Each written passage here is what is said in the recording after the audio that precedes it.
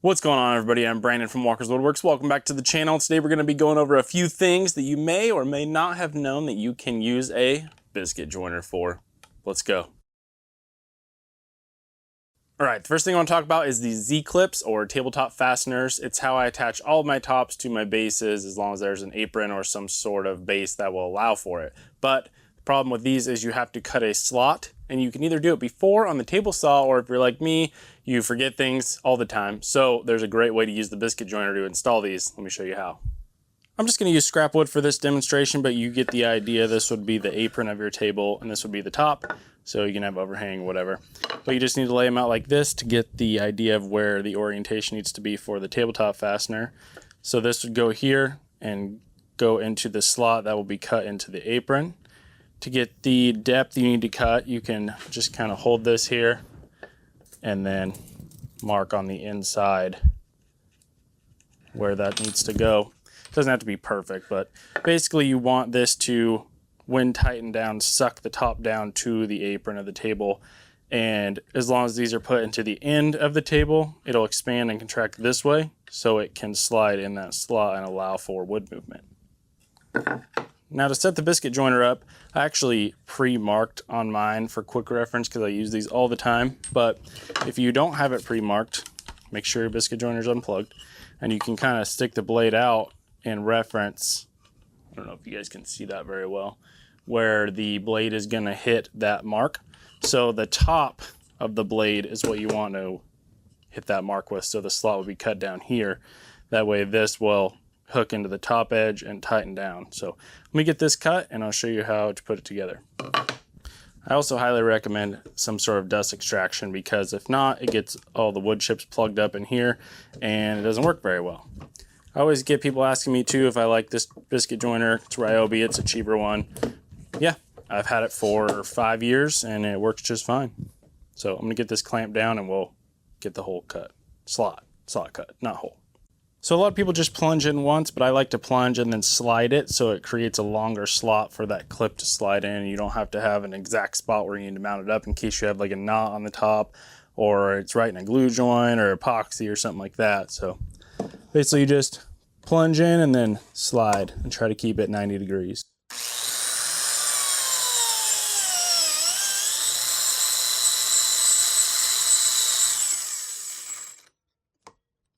So that's what the slot's going to look like when it's all done. I've actually ran it along the whole apron before, just so I can put the clips wherever I want, and that works really well also. But basically you just want to put the top on, overhanging however you want, but I'm just doing this for demonstration. Take the clip, put it in this way, and then kind of push it up against there. You can either mark it or just pre-drill it right there and then screw it on, and then I'll suck the top down to the apron and you're good to go. Next, I want to show you guys two different ways to use the biscuit joiner to do spline joints on boxes or picture frames. You can either do them showing or hidden, and I'll show you how to do both. So this will be what's called a spline joint. Basically, you will plunge the biscuit cutter down into the corner, which will create a slot, and then you fill that slot with a piece of wood and then glue it in, trim it off, and then it'll look nice, give it a little accent, and provide a strong joint. So let's get to doing that. So the first thing you want to do is set the depth of your biscuit joiner to be half of whatever the material you're working with is. A lot of times I'll just kind of guess and then do like on the back side, put it up against there, smack it, and it'll kind of give you a reference of where it's going to land. That looks pretty good. It doesn't have to be exact. And then what you're going to want to do is reference your miter line on this point right here and this line going up right here. It's kind of difficult on this small piece. I'm going to try to clamp it down and then get that cut in there, and I can show you guys how that works.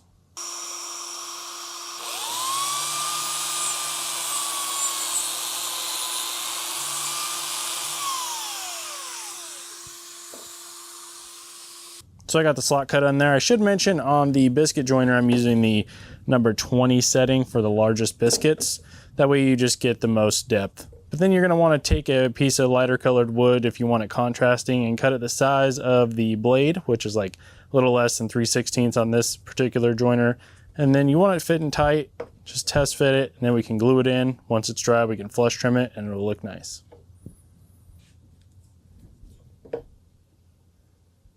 Just want to get some glue down in the joint.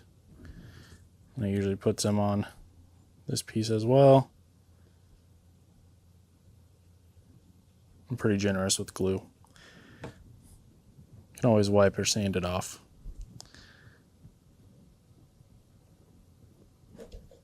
Make sure it's in there. Touching on both sides, nice and even. I like to use this Titebond Quick and Thick. It's really strong and dries really fast as well. Now that I've allowed that to dry, I can go back and trim it off with my flush trim saw.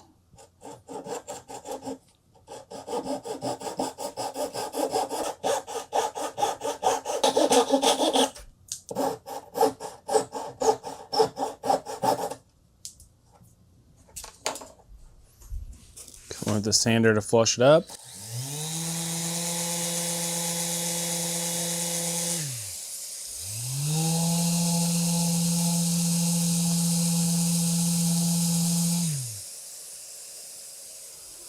And there you go, nice little accented spline. If you have any gaps, you can fill it in with wood filler, but usually it works out pretty good. If you do have a frame like this and you don't want to see this, there's a way we can do that too. Let me show you. So this is basically the same idea, but it will be hidden. So if this was your picture frame or frame of any kind and you wanted it hidden, you put it on the back side with a biscuit. And then once we get that hole cut in there, you can trim this off flush and it'll have a nice strong spline in there that you can't see from the front. So it's going to be kind of hard to show you guys how to do this exactly, but you can see on this and a lot of other biscuit joiners, there's marks on the backs as well, so you can use that for your reference.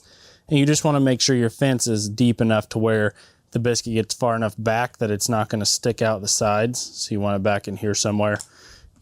It might take a little bit of practice, and you can see the dents here I put in trying to figure out where exactly I wanted it, but I think I want it right about there. So another step further you could go is to put it up against your fence, make a tiny mark so you know about where it's going to be, and then you could take a speed square and mark off 45 all the way across, and that way you have a reference line to line up your fence with so you know you're nice and square. So now that my line's there, I can make the plunge cut. It's kind of tricky, but just kind of have to hold it there and kind of hope for the best.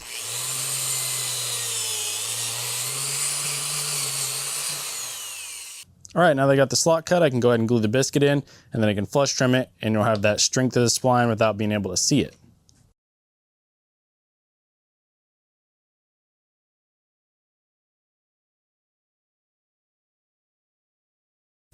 And it'll come back when it's dry.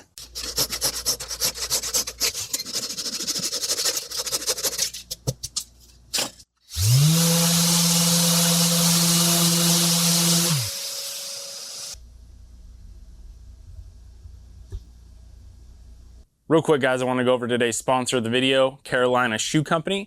I have been wearing Carolinas for probably 10 or 12 years, long before I was ever on YouTube or Instagram. This is my favorite model, the 28. I have probably gone through 6 pairs of these. You can tell I put them through it. I have a new pair in the closet, but I want to break those out until I wear these out. So probably another 6 months or so. But it's summertime now, short season, and they sent me some of their work shoes. I'm really excited to try these out. They got an aluminum toe. Super comfortable. I've tried them on, wore them around the house a little bit, and they kind of look like a running shoe. So not too bad, not a big bulky work shoe like some are out there. So you guys go check out Carolina Shoe. I'll leave a link in the description below for you to save some money. Back to the video. All right, the last one to show you guys is for a butt joint. So say you want to do a 90-degree joint like this, and you don't have a domino or a dowel jig or anything like that, or even a table saw for that matter, because you could do this with the table saw. But for the sake of this video, we're going to show you how to do it with a biscuit joiner. Okay, so for this, there's a few things you want to do. First, make sure the fence on your biscuit joiner is set up for the thickness material you have. You want it to be right about in the middle. And then the other thing is you want to stop at the edges. So to do it all the way through spline, you'd probably need to use a table saw, but if you try to do it with the biscuit joiner, once you run off the end, this wants to dip down and do crazy stuff. So you want to start here and then plunge, run all the way across until your fence almost hits the edge here. Now, this won't give you a full spline joint, but it will bring it pretty close to the edge, and then you can put the spline here, and it's much stronger than just using biscuits. So let me get one cut and show you how to do it. You also want to be careful because you are kind of putting your hand here and the blade does come through, not all the way through the wood. You'd probably be fine. I've never had a problem, but just a disclaimer. Try to keep it as level as possible as well.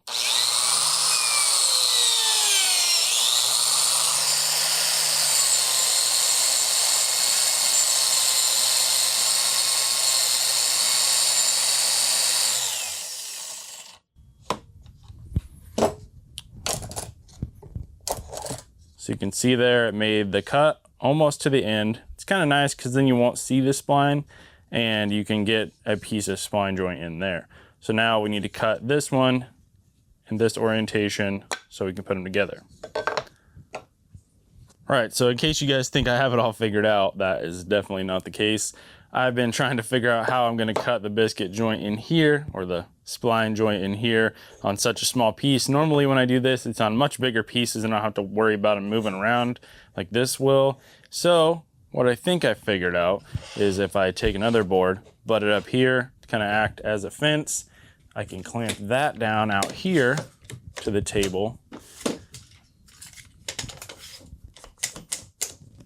And also put a clamp right here to keep this board from moving. Probably not the best way to do it, but that's the way I'm gonna do it.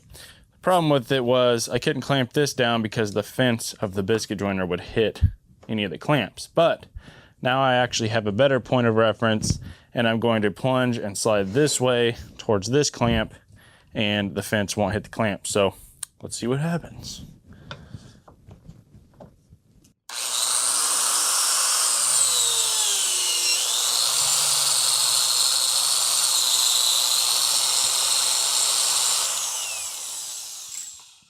All right, that worked pretty good. Now I'm gonna cut the spline the same thickness as this on the table saw and get it put together. So I just realized I said you could do this without a table saw, and here I am cutting the spline for this on a table saw.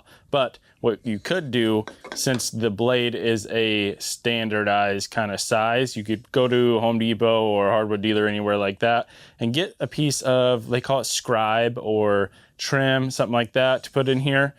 That's just the right size. If not, you might have to sand it down a little bit, but you can always find a way to get things done. I'm gonna cut this spline on my table saw, which I said you don't need.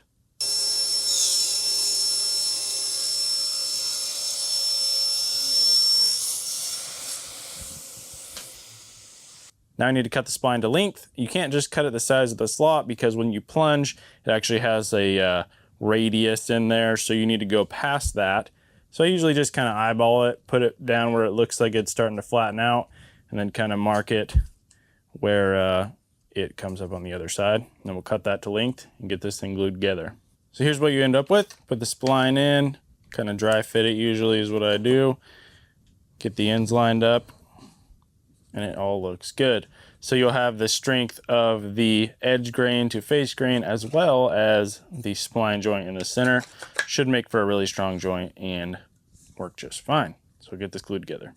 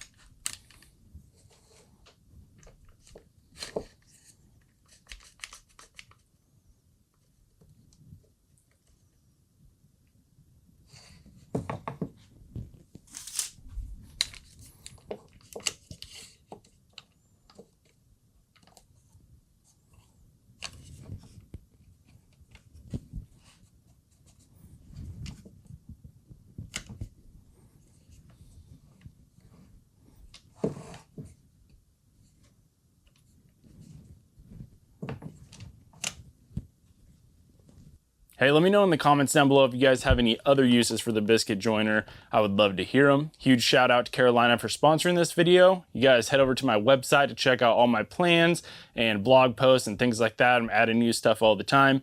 It's down in the description below, as well as the link to the Carolina site that'll save you some money. I hope you guys like these tips and trick videos. I'm gonna be doing some more in the future. We'll see you on the next one.